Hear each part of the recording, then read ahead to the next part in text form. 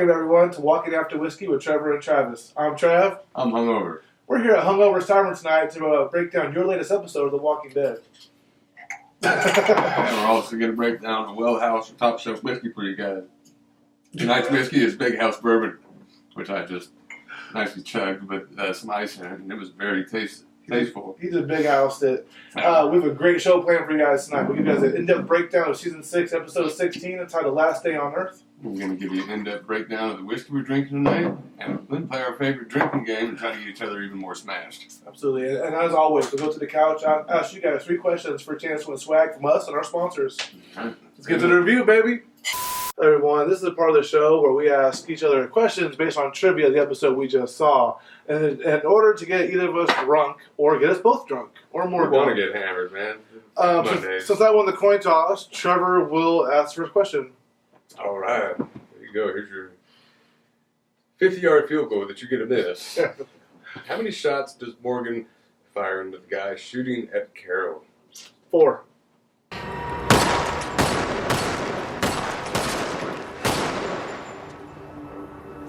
Six. Oh, we loaded them. All right. So I'm on the hook for this guy right here. Yeah. When Negan's playing Eeny, Meeny, Miny, Mo, who was the tiger? The tiger. Bye. Daryl. Oh, That was good too, because he is the motherfucking tiger. I'm a lone drinker tonight. Yeah. Come on, man, make him get one run. Your turn, buddy. Alright. When Carol runs away, Morgan's looking for the building he walks into right over the door. What does that sign say? Carol! The library, right? No? Oshkosh Library? What is it? Five answer. Oh. Could be library. What is it called? What is it? I Alright, gives up. It says fiction, which is cool for the show too. It's a silver sign that says fiction right over the door. Promise. He always thinks I'm conspiracy theory in his ass. Hey, man. Aliens. Negan walks out of the trailer and he tells everyone they're about to meet his best friend, his girlfriend, Lucille. And he describes her in one word. Lucille is... This is Lucille. And she is awesome. Fucking amazing. Lucille is awesome. Yeah. So that's wrong. That's Well, drink. Right on. Cheers, baby. Cover ahead by 1. Mm-hmm. Man, see? See you, buddy. Alright. Go ahead. Abraham pulls up on the second group blocking the road. What does he say? Bitch nuts. When Abraham pulls up on the second group blocking the road, what does he say? First thing that comes out of there, he's coming around the corner. Sees him, he says, I'm a ginger. I have freckles. I can steal souls, but I can't deal with these saviors. No, he says bitch nuts. He's like, Oh, bitch no, nuts. Deborah. It was the second time they seen the fucking roadblock when they had the 16 people. That was one of your questions. It was. It's written out on me. This is Okay, good. with magic marker wait for the black light. He won't get this. We all gonna love this. They pulled the first roadblock. There was a guy that was very outspoken. He was speaking for the gang. We hear him in a couple of the roadblocks as well, and he's actually one of Negan's main men who makes everyone kneel down. His name in real life is Stephen Ogg, and his voice sounds very familiar for one reason. He's a very good voice actor. He played in a very famous game last year. What was the game, and what was the character he played in that game? Well, you know, as a matter of fact, I just did, just 10 minutes ago. Yeah, I saw her on the end of this penis here. Now, Johnny ain't gonna be cool if you messing with her again.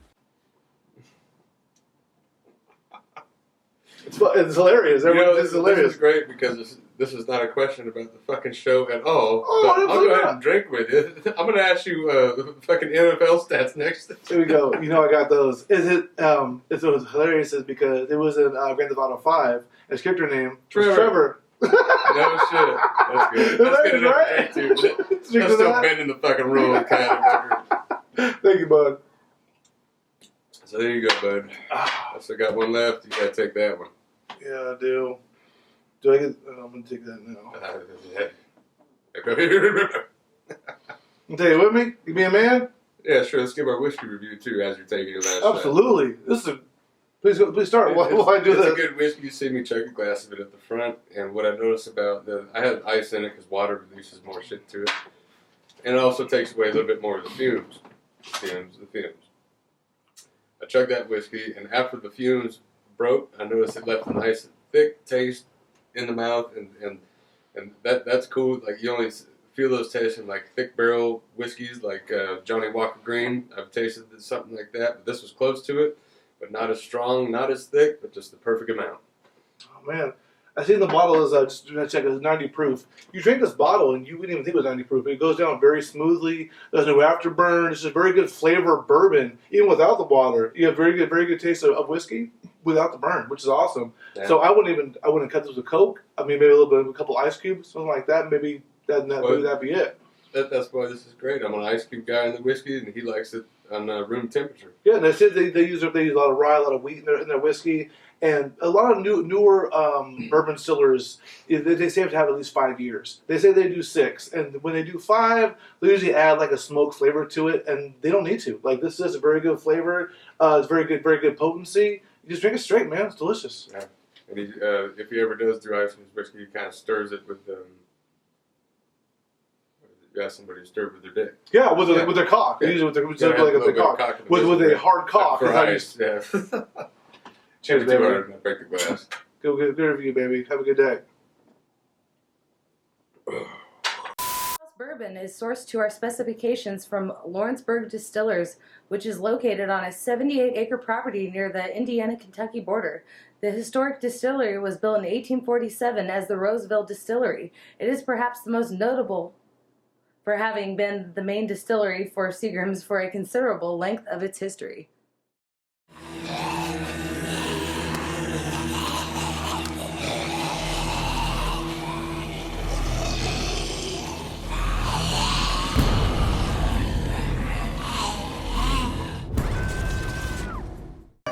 First thing we want to talk about tonight is Morgan finds a horse when he's out looking for Carol, and he finds Carol.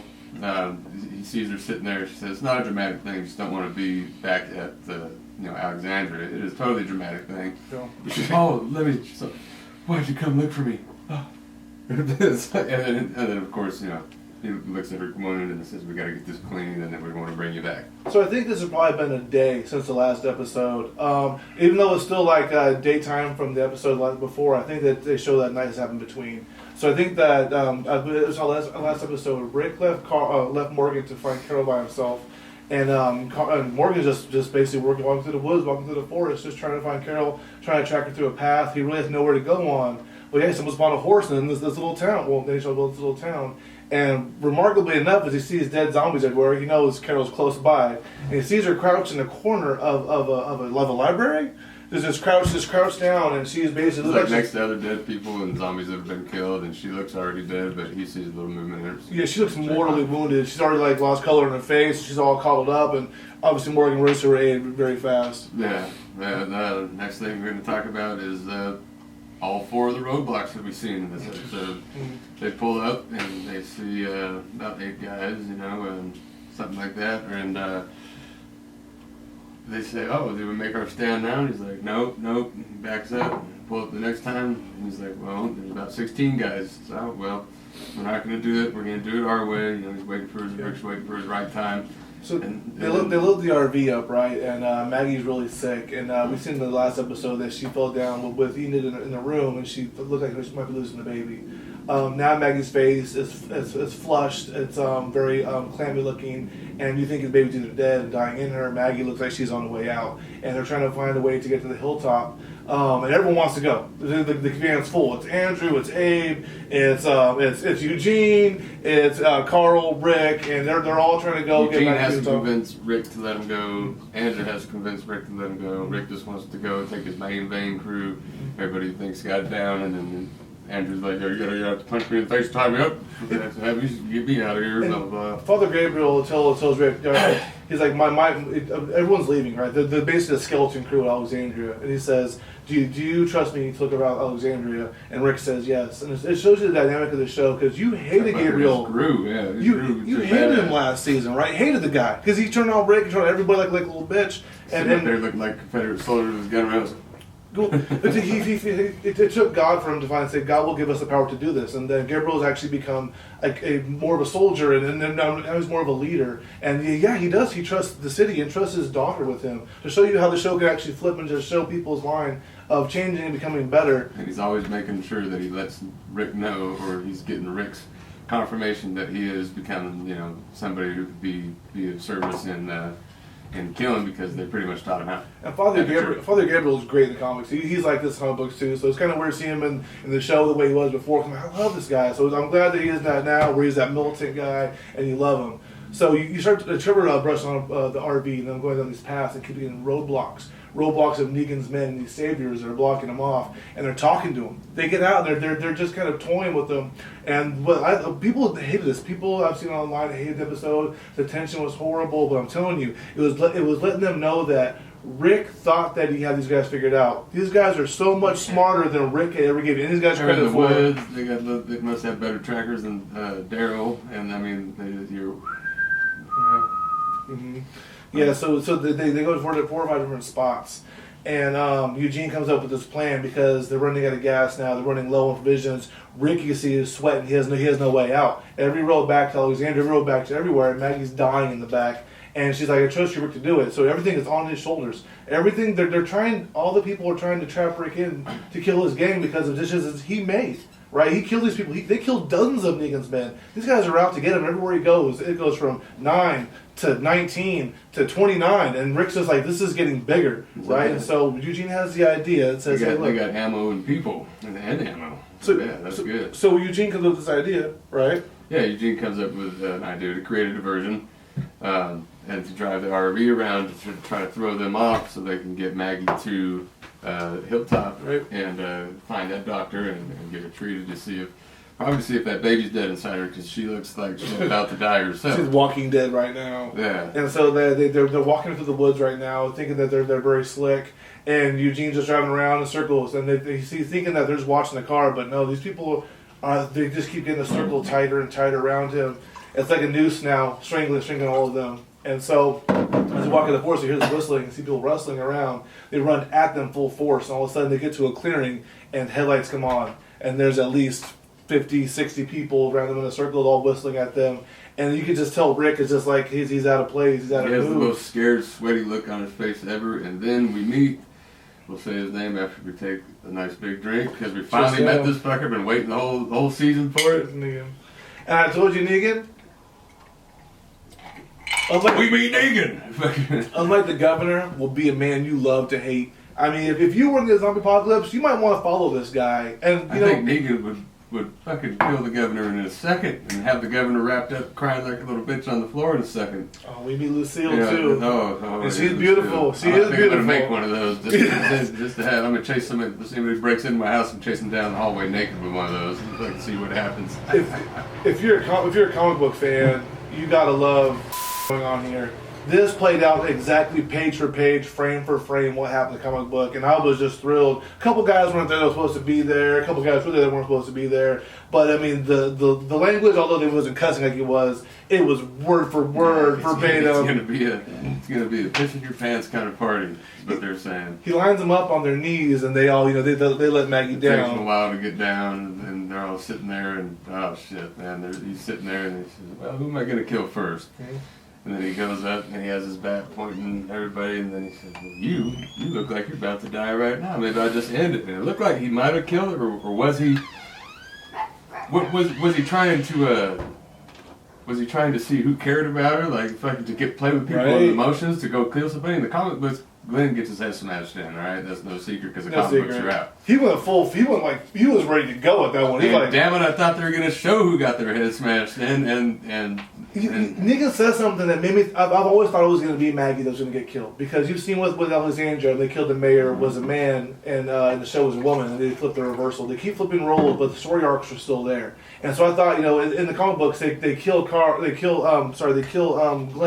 and Maggie beats his ass. But now I think that I've been thinking that Maggie was going to get killed, and then Glenn's going to be the one that will carry that arc over. Because Maggie is doing a lot of movies now and things like that. We just seen her in Batman, Superman, and The Boys. So you mentioned something earlier. I probably ought to say. Yeah, please. Negan and Maggie are fucking Batman's parents who get shot at Batman versus Superman. That's a fun fact of the day there. That's it. And now they're killing each other. Must have been a bad divorce. So they're all lined up on their knees, and like I said, it's for a comic lover's dream. It just comes out perfectly. The last 5 episodes have been verbatim for page. I love to see it.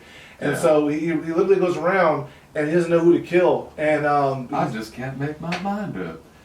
Oh, I got an idea. Any, many, miny, mo.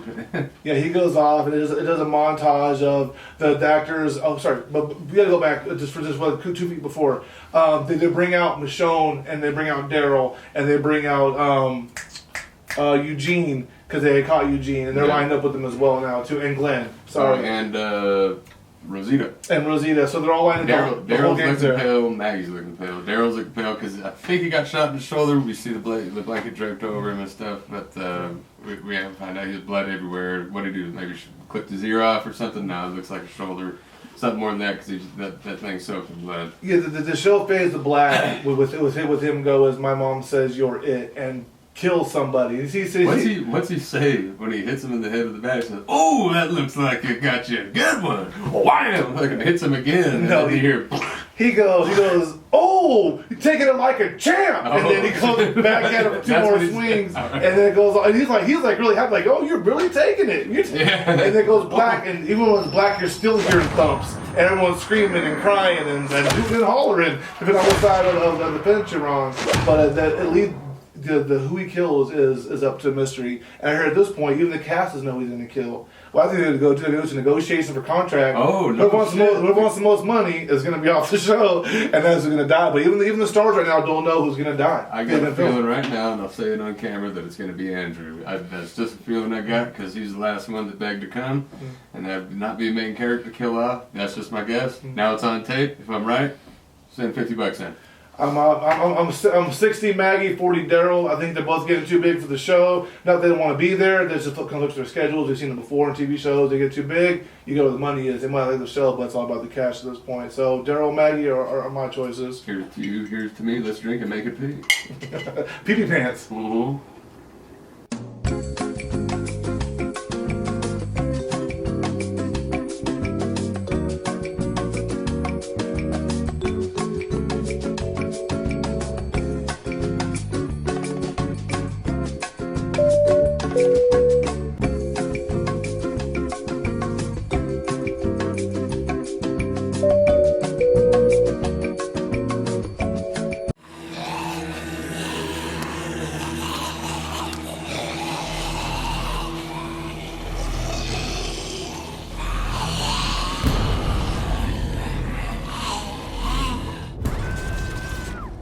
Of our LGBT community. Yeah, that's right. That's right. Not Mambla, though. They can fuck off. This is the part of the show where we're going to ask you, the viewers, 3 questions, and if you get 3 right, we're going to send you this swag from our sponsors. From our sponsors, Tiffany and Trevor. Man, look at that. T-shirt, you guys, great, all kinds of sizes. I hope that you're medium, large, or extra large because it's totally going to be yours. Yeah, we get rid of those ones. Yeah. First question, Trevor. All right. First question is, how many men was there blocking the RV at the first stop? How many sexy men? They were handsome. Second question. How many zombies were chained together blocking the road when they pulled up to the chain gang of zombies?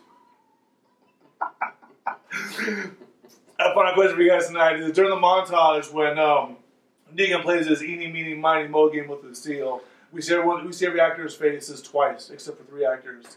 All you do is, it's very easy to enter our contest and it's free. Just go to www.walkingearthwhiskey.com.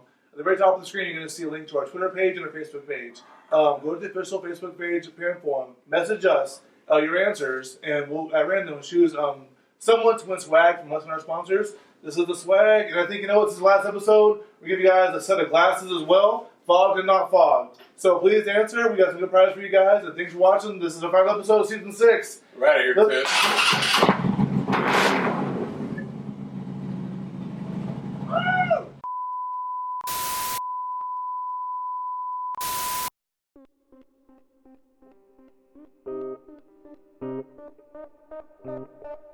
Woo!